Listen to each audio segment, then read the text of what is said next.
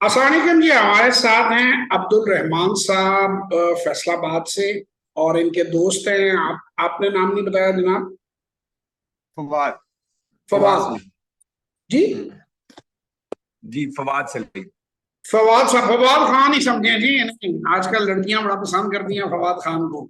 वो फवाद खान बड़े हो जाएंगे तो ऐसे दिखेंगे फिर। ये सब देखें। सही तो सही। इनसे जनाब हमारा सेशन था, स्टॉक मार्केट के बारे में बातचीत थी। इनके पोर्टफोलियो, इनके राज, इनकी अंदर की बातें हम आपको नहीं बताएंगे, ना हम आपको एज यूजुअल कोई शेयर बताएंगे। उसमें कुछ बड़ी इन्वेस्टमेंट भाईजान करना चाह रहे थे, थोड़ा बहुत इनको मार्केट के बारे में पता था। फवाद साहब को मैंने मना किया। मैंने कहा जी 90 डेज पहले आप छोटी इन्वेस्टमेंट से स्ट्रेटजीज को एक बार पका लें। ऑल्दो आप पहले ये काम करते रहे हैं, आप लोग, आपको इसकी सेंस है। देखिए सर, एक मैं आप सबको मैसेज दूंगा, फिर भाईजान की भी, उनकी भी ओपिनियन लेता हूँ।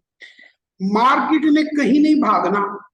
ये 2-3 महीने पहले भी कई बार लोगों को बताया कि जो फ्रॉडिया होता है ना, उसकी सबसे बड़ी निशानी ये होती है कि वो आपको सांस सांस नहीं लेने देता, सोचने की आपको टाइम नहीं देता। वो बस अभी अभी ये अभी कर रहे हैं, नहीं तो ये खत्म हो जाएगा।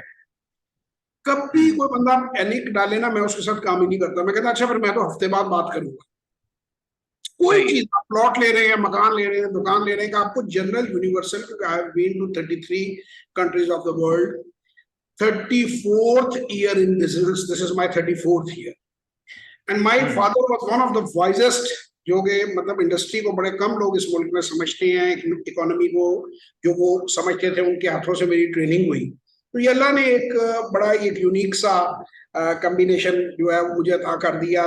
3 से ज्यादा ममालिक में दुनिया के मैंने जाके इंटरनेशनल कंसल्टेंसी, 3 भी नहीं, तकरीबन 5-6 बनते हैं टोटल, इंटरनेशनल कंसल्टेंसी की। मैंने बड़े बड़े प्रोजेक्ट्स किए, मैंने इंडस्ट्री लगाई, बेची, स्टॉक मार्केट में एक्सपीरियंस हुआ। यानी जिंदगी में मैं सीख साख के यहाँ पे पहुंच के उस्ताद बना हूं। आपको हम्म। एक ही बात कहूंगा, उस्ताद का क्या होना है, अल्लाह बड़े बोल से बचाए। अभी भी अपने आप को स्टूडेंट ही कहना चाहिए। कभी सही है। जल्दबाजी ना करें। रिश्ता कर रहे हैं बेटे बेटी का, मकान खरीद रहे हैं, दुकान खरीद रहे हैं, बेच रहे हैं, बल कभी ये वो बाज लोग होते हैं, वो बंदा उनके साथ बैठता है तो एंग्जाइटी में फील करने लगता है। ओह ले लो, हाँ, हम्म। वो कभी नहीं, never do it. You will always hmm. Regret, you will always lose. सही। हमेशा स्लो डिसीजन लें। जिंदगी के जो अहम डिसीजन हैं, सारी बात है, फाइनेंशियल डिसीजन बड़ा अहम होता है। स्लो लें, सही है। लें, कैलकुलेटेड लें। होप फॉर द बेस्ट, अंग्रेजी का एक कहावत है, मुहावरा है, मुझे बड़ा पसंद है, hope for the best but hmm. Prepare for the worst. हाँ तो मैं हम्म। 5 करोड़ लिख दो जी, 10 करोड़ लिख दो भाई। व्हाट इफ लड़की ना बसी? सही एक है। परसेंट चांस होगा, 0.001% चांस होगा। Don't do it. अपनी हम्म। हैसियत के मुताबिक फैसले करो। लड़की वालों बिल्कुल की सही। साइड से तो कोई गल नहीं जी, मकान लिख दो, इंज ही होंगे जी, गल्लां ही होंदियां ने। पता चले अगला बंदा हम्म। बदमाश, वो अगले हफ्ते आ गया, आपको मकान खाली करा ले। Don't do, hmm. Don't rush.